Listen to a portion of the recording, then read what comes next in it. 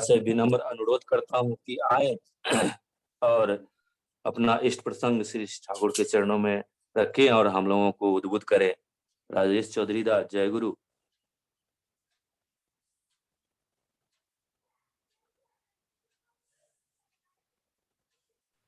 Hello Rajesh Chaudhary जी। जय गुरु दादा। जय गुरु दादा, जय गुरु। जय गुरु। आप सादर आमंत्रित हैं, कृपया आएं और अपना आलोचना रखकर हम लोगों को उद्बुद्ध करने का प्रयास करें। जय गुरु। जय गुरु दादा। मेरा टाइम कहाँ तक है? दादा आप 8-10 तक रख सकते हैं। जय गुरु। आज इस ऑनलाइन सत्संग में उपस्थित मेरे सभी इष्टप्राण दादा, माँ, मेरे भाई बहन सभी को मेरा रामानंदित जय गुरु और प्यार भरा शुभकामनाएं। मेरा गुरुजन जो भी है यहाँ पे सभी को मेरा सश्रद्ध प्रणाम निवेदन करता हूँ। हम सभी लोग श्री ठाकुर जी के चरण में मिलित हुए हैं ताकि हम सभी उनके प्रति हमारा जो प्रेम है, हमारा जो निष्ठा है, उसको ठीक रखते हुए अपना जीवन में एक आनंद का प्राप्ति हो, शांति का प्राप्ति हो। हम सभी लोग ठाकुर जैसा बनना चाहते हैं, इसलिए ठाकुर की बात है। ये ठाकुर का ये जो सत्संग है, इसमें एक ही जरिया है ठाकुर से जुड़े रहना का, वो है प्रेम और प्रेम और प्रेम। आचार्य श्री दादा बहुत सारे संगीत लिखे हैं, भक्ति गीत लिखे हैं, तो सभी संगीत में अगर हम देखें तो सिर्फ वो प्रेम का ही बात है, दूसरा कुछ नहीं। कुछ ऐसे किसी को ज्ञान दे तो प्रेम का ही उसमें बात है। और ठाकुर जी भी वही चाहते हैं कि हम जैसे हमारी पत्नी को, बच्ची को, माँ बाबा को प्रेम करते हैं, अपना समझते, ऐसे ही ठाकुर को अपने परिवार का जन समझे। अपने माँ बाबा को जैसे प्रेम करते हैं, स्त्री को जैसे प्रेम करते हैं, ऐसे ही परंतु इससे भी ज्यादा ठाकुर जी को प्रेम करें, उससे प्रेम मांगते हैं हम लोगों से। और हम लोग जो करते हैं, रोज नींद से उठकर इष्टविधि करते हैं, नाम ध्यान करते हैं, प्रार्थना करते हैं, सब ये जो करते हैं प्रक्रिया, सबके पीछे एक ही उद्देश्य है कि उस प्रक्रिया से ठाकुर जी के प्रति हमारा प्रेम जागृत हो, उसके प्रति हमारा प्रेम और भी गहरा हो जाए। ठाकुर जी एक जगह बोलते हैं कि आइडियोलॉजी और ism can not drive a person. सिर्फ नीति कथा, सिर्फ वाणी किसी का जीवन में कुछ परिवर्तन नहीं ला सकते। ये वाणी या नीति कथा जिससे सृष्टि हुए है या जिसमें वो वाणी या नीति कथा जीवंत हुए है, उस मनुष्य के प्रति हमारा लविंग अटैचमेंट चाहिए, उनके प्रति हमारा प्रेम चाहिए। अगर उनके प्रति हमारा प्रेम जागृत हो गया तो उनका हर बात, हर वाणी मेरे जीवन में वास्तविक होते जाएंगे। अगर उनके प्रति हमारा कोई प्रेम नहीं है, आकर्षण नहीं है, तो उनका किसी भी कथन, किसी भी वाणी मेरा जीवन में कुछ प्रभाव नहीं करेगा।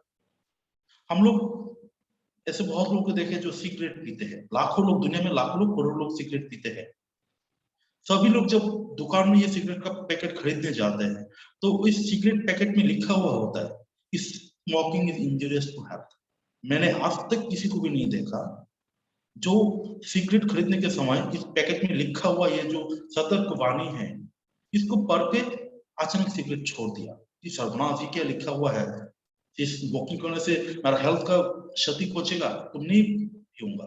तो कभी नहीं हुआ, मैंने किसी को नहीं देखा है। लेकिन ऐसे बहुत सारे लोगों को मैंने देखे हैं जो 10 साल 20 साल से सिगरेट पी रहा था, अचानक एक दिन छोड़ दिए। तो मैंने पूछा भाई क्यों छोड़ दिए? बोलते कि मेरे बच्चे बड़े हो गए, वो मैं सिगरेट पीने से वो बहुत गुस्सा हो जाती है। कोई बोलते कि नहीं मेरे पत्नी को पसंद नहीं है सिगरेट पीना, कोई बोलते हैं कि नहीं मेरे माँ बहुत गाली देते। मतलब वो सिगरेट पैकेट में लिखा हुआ जो सतर्क वाणी जहां व्यर्थ हो गया, वही एक मनुष्य का इच्छा जिससे वो प्रेम करता है, अपना पत्नी होगा, अपनी बच्ची हो या माँ बाबा हो, उस प्रेम का कारण उनका ये बहुत दिनों का ये जो वो अभ्यास है वो छोड़ती है। ये वाणी जहां व्यर्थ हो गया वह प्रेम सफल हो गया। ठाकुर जी वही चाहते हैं कि तुम मेरे वाणी वाणी बाद में पढ़ो, पहले मुझे प्रेम करो। और उस प्रेम को जागृत करने के लिए उन्होंने इष्टविधि का विधान दिए हैं। हम जब दीक्षा लेते हैं तब सर्वप्रथम हमें इष्टविधि सिखाया जाता है, और रोज नींद से जागकर ठीक ठीक इष्टविधि करने के लिए बोला जाता है। वो क्यों? क्योंकि ठाकुर जी बोलते हैं कि अगर सोचो कि तुम एक अनजान आदमी से प्रेम करना चाहते हैं, जिससे तुम्हारा कोई रिश्ता नहीं, तुम उसको पहचानते भी नहीं है, उससे प्रेम जागृत करने का एक आसान सा तरीका है, तुम उसके लिए कुछ करते रहो विदाउट एन एक्सपेक्टेशन। मन में कुछ आशा मत रखो कि ये करने से उससे मुझे ये प्राप्त होगा, कुछ आशा मत रखो, सिर्फ उनके लिए करते रहो। ऐसे करते करते देखोगे कि उस आदमी के प्रति तुम्हारा प्रेम जागृत हो गया।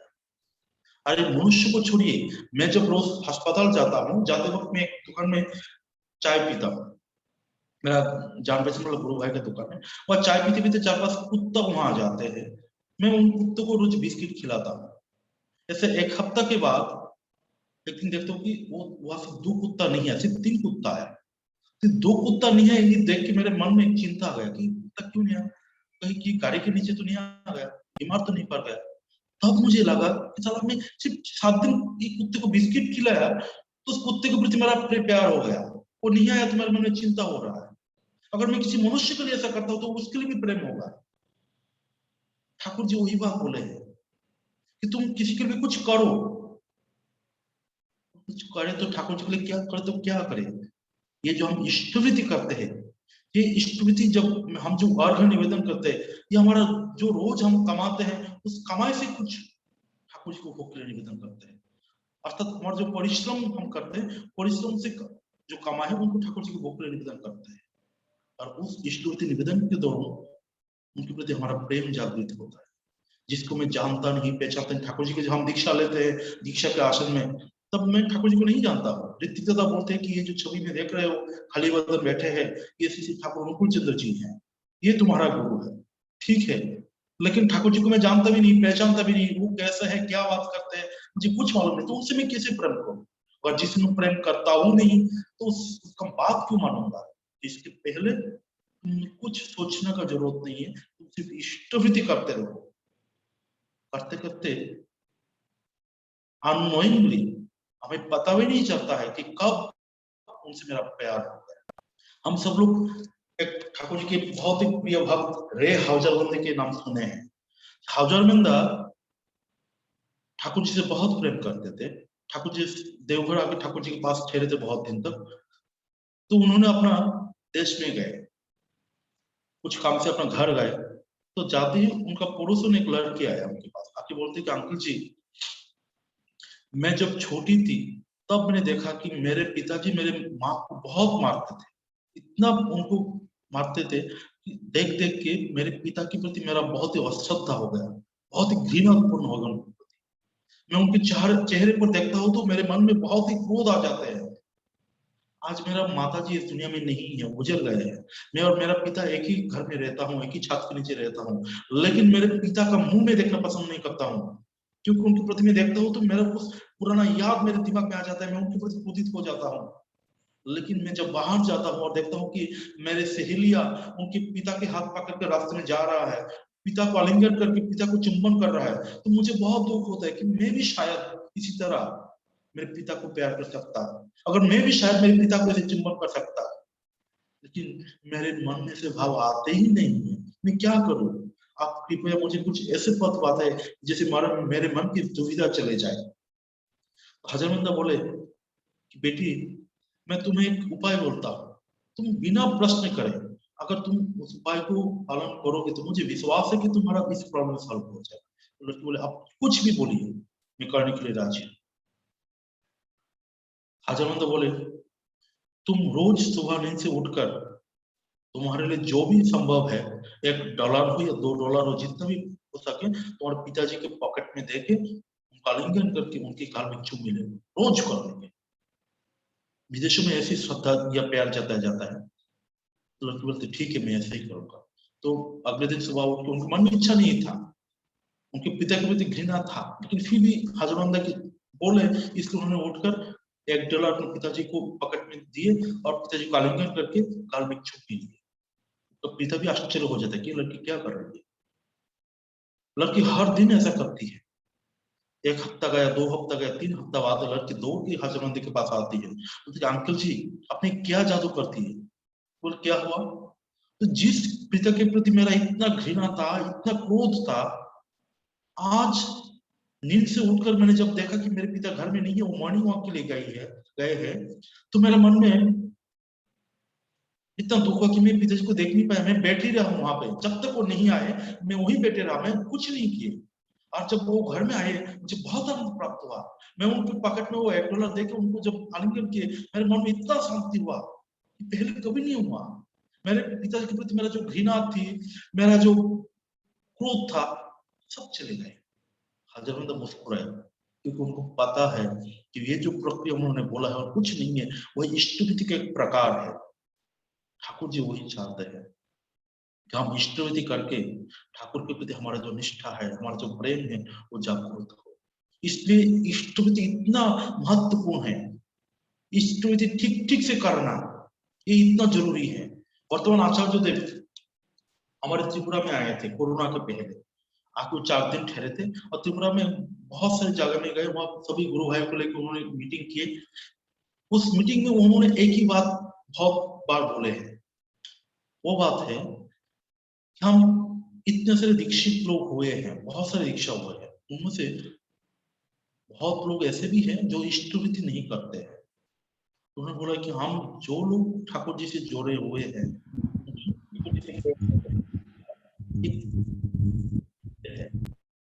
कि हम सभी लोग अपना आसपास में जितना भी गुरु भाई है, माँ है, जो ठाकुर जी का दीक्षा ली है लेकिन इष्टविधि नहीं करते, हम सभी का घर जाए, सभी के साथ एक संबंध जोड़े, प्रेम का संबंध जोड़े, और उसके बाद उनको इष्टविधि करने के लिए उद्बुद्ध करें, उनको इष्टविधि जैसे तैसे उनको इष्टविधि करवाए।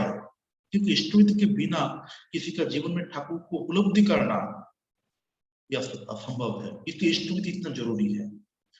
और उन्होंने वो भी बोला थे कि इसके साथ साथ और एक काम करो, जो लोग इष्टविधि करते हैं, बहुत दिन से ठाकुर जी से जोड़े हैं, इष्टविधि करते हैं, उनके पास भी जाओ और जाके देखो कि उनका इष्टविधि ठीक है कि नहीं, तो बिल्कुल ठीक ठीक इष्टविधि करते हैं कि नहीं। अगर कुछ गलत है उसमें तो प्यार से उस गलत को तुम दूर कर दो, उनके मन में कुछ दुख ना पहुंचे, उनके ईगो को हर्ट ना करते हुए उनको जो त्रुटि है उनको दूर कर दो। तो उनका बात सुन के हम लोग कोशिश किए कि उपचुनाव केंद्र में बहुत सारे दादाओं के माओ के घर जाए और उनसे बात करें, वो कैसे इष्टविधि करते हैं, कब करते हैं, कैसे प्रेरण करते हैं, हम सब पूछे। इसके बाद बहुत आश्चर्य हुआ मुझे कि हम जो लोग इष्टविधि करते हैं तो करने में भी इतना सारा त्रुटि है। बहुत सबसे कॉमन जो गलत हमको देखा कि इष्टविधि जिस समय करने के लिए ठाकुर जी ने बोले हैं, उस समय को हम ज्यादातर लोग मेंटेन नहीं करते हैं। ठाकुर जी बोला है कि ब्रह्म मुहूर्त में इष्टविधि करना है, बोलते हैं कि अति प्रत्युष मतलब बहुत सुबह उठ के। हम इष्टविधि मंत्र में बोलते हैं आज ही प्रभात है, सुबह 7:30 बजे 8 बजे प्रभात नहीं होता है, ब्रह्म मुहूर्त नहीं होता है।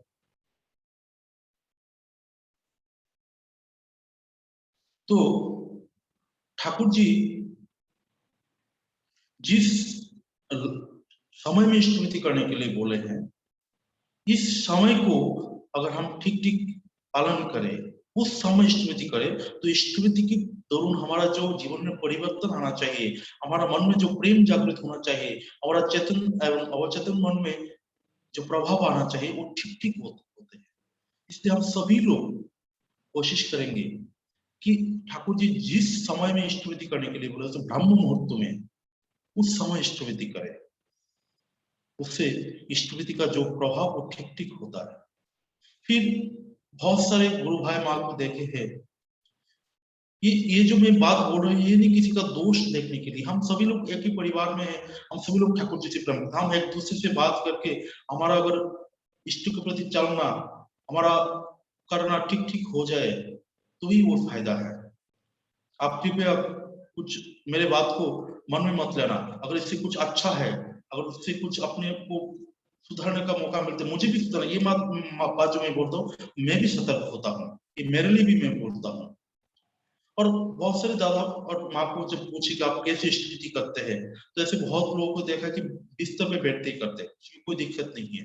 आचार्य जैसे दादा बोले हैं कि बिस्तर में बैठ के भी हम स्तुति कर सकते हैं, लेकिन जब उनको पूछे है कि आप कैसे स्तुति करते हैं मुझे दिखाइए, तो ऐसे बहुत सारे दादाओं को माओ को देखे कि वो स्तुति का एक डिब्बा होता है, उससे एक कॉइन निकाल के ऐसे हाथ में लेके ऐसे मंत्र बोलते हैं फिर रख देते हैं। अर्थात साष्टांग में प्रणाम करना, प्रणाम का मंत्र उच्चारण करना हम में से बहुत लोग भूल गए हैं और अभ्यास नहीं करते हैं, वो ठीक नहीं है। हम दीक्षा के समय जो प्रणाम का मंत्र सीखते हैं, अब जैसे जैसे प्रणाम करना है, साष्टांग में प्रणाम करना है, वो ठीक ठीक ऐसे प्रणाम करना है। हम बिस्तर में बैठ के करें या ठाकुर जी का आसन के सामने में करें। स्तुति के पहले जब हम प्रणाम करते हैं तो साष्टांग में प्रणाम करें और प्रणाम का मंत्र उच्चारण करें। अगर कोई भी दादा या माँ इस प्रणाम का मंत्र का याद नहीं कर सके, सुनै छियै ने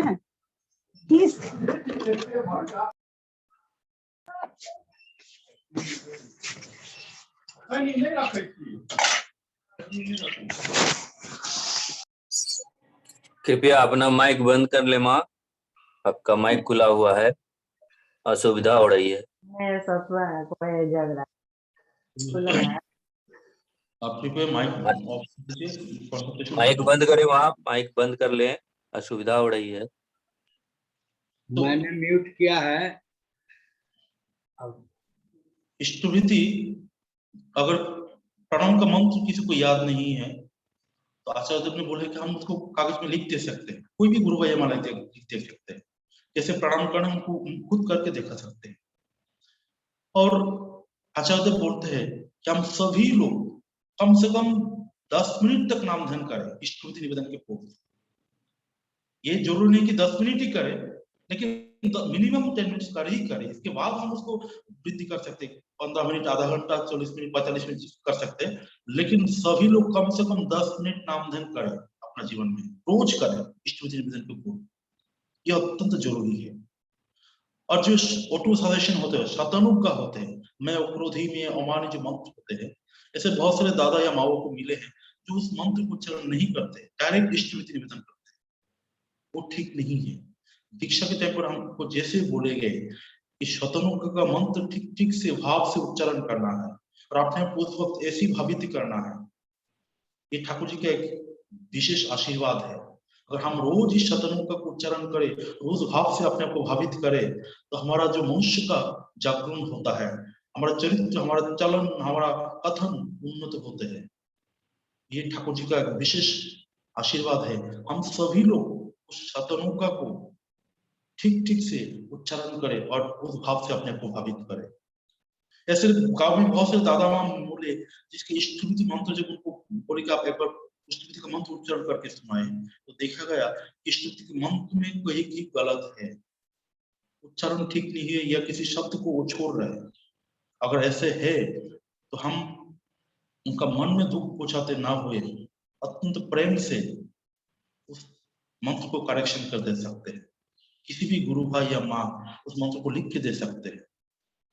ऐसे बहुत सारे दादा या माँ मिले जो 10 साल 20 साल पहले दीक्षा लिए, तब शायद 25 पैसा से स्तुति करते थे, अभी भी वो ऐसे ही करते हैं। स्तुति का मतलब होते हैं कि ठाकुर जी के लिए भोग निवेदन करना, मतलब अर्घ इतना हो जिससे ठाकुर जी के लिए कुछ भोग खरीद किया जा सकते हैं। मेरे जितना भी योग्यता है, जितना भी मेरा अभिषेक है, उस अभिषेक के मुताबिक करना है। हम जो लोग कमाई करते हैं, ईश्वर की कृपा से हम कुछ ना कुछ कमाई तो करते हैं, उस कमाई से मेरे परिवार में 4-5 सदस्य है, सभी का 3 बार भोजन की व्यवस्था हो जाते हैं, उनका नाना भरण पोषण और नाना प्रयोजन हम उस कमाई से मिटाते हैं। अगर ठाकुर जी हमारा परिवार का एक सदस्य है और वो सिर्फ एक बार हम लोग जैसा भोजन करते, ऐसे भोजन करते हैं, तो हम लोग क्या उनको ऐसे भोजन का व्यवस्था नहीं कर सकते? अगर कर सकते हैं तो ऐसे ही इष्टविधि निवेदन करना, यही ठाकुर जी की इच्छा है। ठाकुर जी को जो पूछा गया कि ठाकुर जी इष्टविधि का परिमाण कैसे होगा, ठाकुर जी स्पष्ट रूप से बोले हैं कि तुम एक बार भोग ग्रहण करने में जितना लगते हैं, ठीक ऐसा परिमाण, उसी परिमाण अर्घ निवेदन करना। अगर सामर्थ्य ईश्वर ने मुझे दिए हैं तो सामर्थ्य को बजाय रखते हुए ऐसे इष्टविधि करने से इष्टविधि का जो प्रभाव हमारे जीवन में ठीक ठीक पड़ते हैं। अगर हम कमाई नहीं करते हैं, परिवार में जो हमारा बाबा होते हैं या पति होते हैं उनके ऊपर डिपेंडेंट होता है, तो हम जितना मेरा सामर्थ्य है, ऐसा नहीं कि ऐसे ही एक भोग के लिए निवेदन करें, मेरा जितना सामर्थ्य के मुताबिक निवेदन करें। इससे ठाकुर जी के प्रति हमारा जो प्रेम और भी ज्यादा हो जाता है और भी आनंद प्राप्त होते हैं। और उसके साथ जब 30 दिन हो जाए, उसी दिन इष्टविधि को प्रेरण करना है। उपासना केंद्र में जाके जहां इष्टविधि जमा करना है वहां जाना है। उस 30 दिन को किसी भी तरह हम अवहेला नहीं कर सकते। उस दिन और भी जितना भी बड़ा काम हो, जितना भी बड़ा दायित्व हो, उस दिन इष्टविधि प्रेरण करना ही हमारा सबसे बड़ा दायित्व है। इसी सेंटिमेंट को हमारा सभी का मन में होना चाहिए, मन में होना चाहिए कि हम 30 दिन होने से इष्टविधि प्रेरण करेंगे ही करेंगे। सिर्फ इष्टविधि प्रेरण करने से खत्म नहीं होता है। इस इष्टविधि ठीक ठीक जाके पहुंचा कि नहीं, वो निश्चित करने के लिए अर्घ्य प्रशस्ति को जुगाड़ करना, खुद मांग के आना कि भाई मेरा अर्घ्य प्रशस्ति आ गया क्या। ऐसे किसी के मन में दुख नहीं पहुंचना चाहिए कि वो मुझे हिसाब मांग रहा है। हिसाब मांगने का बात नहीं है, ये मेरा प्रभु के प्रति मेरा निजी दायित्व है कि मैं जो उनको भेजे हूँ ठीक ठीक जाके पहुंचा कि नहीं। किसी को अविश्वास करने का बात नहीं है। आचार्य ने बहुत बार बोला है ऋतिक कॉन्फ्रेंस में कि हम खुद इस अर्घ्य प्रशस्ति को मांग के ले आए और उस ठीक ठीक हर महीने जो इष्टविधि प्रेरण करते हैं उसका ये अर्घ्य प्रशस्ति ये प्रमाण है। ये कलेक्शन करना हम लोगों का दायित्व है। जिस दिन इष्टविधि प्रेरण करते हैं तब किसी दुई गुरु भाई को या माँ को भातृपूज्य देना है, बुद्धपूज्य रखना है। ये भी ठाकुर जी का निर्देश है। ये सभी जो प्रक्रिया है इष्टविधि का, ये ठीक ठीक करने से इष्टविधि का प्रभाव हमारे जीवन में ठीक ठीक फैलता है और ठाकुर जी की हमारा जो प्रेम है वो ठीक ठीक हो जाते हैं। और जब हम ठाकुर जी से प्रेम करते हैं तब उनका बात, उनका इच्छा हमारे जीवन में ऐसे ही अपने आप वास्तविक होने लगते हैं। यह इष्टविधि का महत्व है। और इसके साथ जो नाम ठाकुर जी ने दिए हैं, 20 मंत्र हम लोग को दिए हैं, ये हम लोग का बहुत ही सौभाग्य है कि इस दुनिया में 780 करोड़ लोग हैं, उनमें से सिर्फ 3 करोड़ ऐसा लोग हैं जिनको ये विजडम प्राप्त हुए हैं। हम कितने सौभाग्यशाली हैं कि ठाकुर इस इतने सारे लोगों में मैं उस सौभाग्यशाली हूँ जिनको ये मंत्र प्राप्त हुए हैं। अगर उस मंत्र को मैं रोज अभ्यास नहीं करता हूँ, रोज नाम ध्यान नहीं करता हूँ, तो मैं अपने आप को ठाकुर जी से दूर रखने का कोशिश कर रहा हूँ। इस पर रोज नाम ध्यान करना है, रोज। आचार्य बोलते कम से कम 10 मिनट तो करना ही करना है सभी को। लेकिन ये 10 मिनट किन के लिए, जो नहीं करते, जो नया है। लेकिन हम लोग जो बहुत दिन से ठाकुर जी को पकड़े, उनको पकड़ के चलने का कोशिश कर रहे हैं, हम सभी को ठाकुर जैसे बोले कम से कम 45 मिनट्स नाम ध्यान करना है रोज। और उसके लिए नाम ध्यान अगर करना है तो ठीक समय सोना भी है और रात में कम खाना है। अगर ज्यादा भर पेट खा के सो जाएंगे, हम रात में मोबाइल में स्क्रॉलिंग करेंगे, फेसबुक व्हाट्सएप करेंगे, रात में 2 बजे सोएंगे, तो मुझे तो ठीक ठीक समय उठ के नाम ध्यान करना पॉसिबल नहीं है। इसलिए नाम ध्यान करना है तो मुझे सोने का टाइम और खाना का टाइम, खाने का परिमाण वो भी ठीक करना है और मेरा पूरा लाइफस्टाइल चेंज हो जाता है। इसलिए नाम ध्यान और सभी का जीवन में ठीक ठीक अभ्यास हो। व्यासदेव की इच्छा है, ठाकुर का भी इच्छा है। हम सभी लोग कोशिश करते हैं कि ठाकुर जी को पकड़ के ठीक ठीक चले, लेकिन होता है कि हमारा अंदर जो वृत्ति प्रवृत्तियां होते हैं, जो आलस्य होते हैं, जो मूर्खता होते हैं, जड़ता होते हैं, वो हम सभी को खींच के रखते पीछे की ओर, ठाकुर जी को बढ़ने नहीं देते। इसलिए हम पीछे रह जाते हैं। इसलिए ठाकुर जी बोलते कि हम सभी को अपने अंदर झांक के देखना चाहिए कि ऐसा तो कुछ नहीं है वो जो मुझे ठाकुर जी पीछे खींच रहा है। मैं अपना जीवन का एक एक्सपीरियंस बोलता हूँ। मैं पिछले साल जब कोरोना चल रहा था फर्स्ट फेज में, तब ऐसा होता था कि रात में 2 बजे 2:30 बजे में सोता था। बहुत सारे फोन कॉल्स आते थे हॉस्पिटल से, बहुत सारे गुरु भाई माँ पेशेंट्स थे जो रात में फोन करते थे, तो 2-2:30 बज जाते थे। स्वाभाविक है कि मुझे सुबह 7:30 या 8 बजे के पहले मुझे दिन से उठना पॉसिबल नहीं था। तो मैं 7:30-8 बजे उठ के इष्टवृत्ति करता था और ठाकुर जी के प्रति देख के मैं मन ही मन बोलता था कि ठाकुर आपको तो मालूम है मुझे रात में सोने में इतना देर हो जाती है, इसलिए मुझे ब्रह्म मुहूर्त में इष्टवृत्ति करना पॉसिबल नहीं हो रहा है, मुझे माफ कर देना। और ये बात बोल के मैं अपने आप में शांति प्राप्त हो जाती कि ठीक है एक्सक्यूज हो गया। ऐसे चल रहा था। 4-5 महीना बाद एक दिन मुझे एक प्राइवेट नर्सिंग होम में एक ऑपरेशन का दायित्व मिला। सुबह 5 बजे जो ऑपरेशन करने थे मुझे बहुत सारे पैसे मिले। उस ऑपरेशन के पहले रात भी मैंने 2 बजे सोई थी और ठीक 4 बजे नींद से उठकर मैं नामधन इष्टवृत्ति सब खत्म करके 5 बजे नर्सिंग होम चले।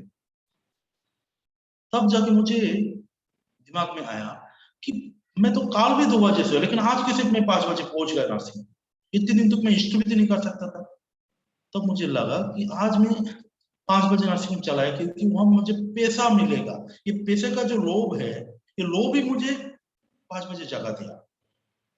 अगर मुझे ठाकुर जी को तृप्त करने का लोभ होता, ठाकुर जी के बात ठीक ठीक पालन करने का लोभ मेरे अंदर होता, तो मैं ठीक जितना बजे सोता, अगर 2 बजे तक जितने भी सोते, मैं ठीक 5 बजे ये उठ के इष्टवृत्ति जरूर कर सकता था। मेरे अंदर वो लोभ नहीं है। ठाकुर जी को खुश करने का मेरे अंदर जो आकुति होना चाहिए वो ठीक ठीक नहीं है, इसलिए मैं नहीं कर सका। तो मैं कोशिश करता हूँ कि ठीक ठीक समय में स्तुति निवेदन कर सकूं। ये उदाहरण ऐसा नहीं है कि मैं महान हूं, मतलब हम सभी का जीवन में ऐसा है। अगर हम मेरे अंदर बहुत सारी गलतियां हैं जो स्तुति का मैं बोले हैं, उसमें बहुत सारी गलतियां मेरे अंदर भी थे, अभी भी है। मैं कोशिश कर रहा हूँ कि उसको सुधारो। हम सभी लोग ये स्तुति और नामधन ठीक ठीक करें, तो बाकी जो मेरा चलना है, ठाकुर जी के प्रति मेरा जो अनुभव है, वो अपने आप हो जाते हैं। ये बहुत बेसिक है, बहुत महत्वपूर्ण है। हम ये आचार्य देव का बहुत इच्छा है कि हम सभी के घर में जाए, हमारे आसपास जो भी है, जो दीक्षा ली है लेकिन इष्टवृत्ति नहीं करते, सभी के साथ जोड़े और सबको इष्टवृत्ति करने के लिए उद्युक्त करें। साथ ही साथ सभी का घर में कम से कम ठाकुर जी का आसन ठीक ठीक हो। उस आसन में ठाकुर जी हो, वर्मा हो, जैसे वर्ता हो, आचार्य देव हो, चारों का प्रतिकृति होना चाहिए। तो उस आसन में और भी देव देवी या काली दुर्गा महादेव इतना देव देवी नहीं हो। अगर हम काली या महादेव या दुर्गा को पूजन करना चाहते हैं, उनका अलग सा आसन में रखें और दूसरा की लेकिन पुरुषोत्तम का आसन में पुरुषोत्तम जैसे रहना चाहिए ऐसे ही रहेंगे। सभी का घर में कम से कम सप्तमशरण ग्रंथ हो। सिर्फ ग्रंथ रहने से नहीं होगा। आचार्य देव बोलते कि सभी लोग उस परिवार में कम से कम 2 लाइन सप्तमशरण पाठ करें, उसका अर्थ समझने की कोशिश करें, अपना जीवन में अभ्यास करने की कोशिश करें। वो चाहते कि हम सभी लोग सुबह और शाम प्रार्थना करने का अभ्यास करें।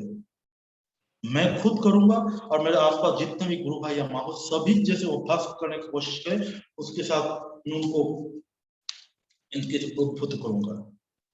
सभी लोग जाजन करने का अभ्यास करें। हम सभी लोग परिवार में जितने लोग हैं, रात में एक साथ बैठ के आहार करें। आहार करते करते हम सभी के एक दूसरे का खबर ले, एक दूसरे के सारा दिन में हम लोग जो घटना है वो एक दूसरे से बताए। ऐसे परिवार में जो प्यार और श्रद्धा होते हैं वो दिन दिन बढ़ते जाते हैं। ये हमारा बेसिक काम है। आचार्य वही चाहते हैं कि हम सभी ऐसे करें और अपने आसपास सभी गुरु भाई माँ के साथ जोड़ के उनको भी ऐसे करने का अभ्यास करवाए। तभी जाके आचार्य खुश होंगे, ठाकुर खुश होंगे और हमारा जीवन का एक ही उद्देश्य है कि मेरे कुछ कर्म से उनकी मुंह में हाथी मुस्कुराना आ जाए। हम सभी लोग हमारा दैनंदिन जो कर्म है उसके साथ साथ आचार्य देव की इच्छा को भी पालन करने का कोशिश करें। रोज का काम से उनका चेहरे में मुस्कुराहट आ जाए, वो खुश हो जाए, ये हमारा सभी का जीवन में एकमात्र उद्देश्य हो। ये प्रार्थना करते हुए मेरे आलोचना को ही खत्म करता हूँ। जय गुरु। जय गुरु दादा, जय गुरु। बहुत ही सुंदर यजन आपके द्वारा परिवेशन किया गया।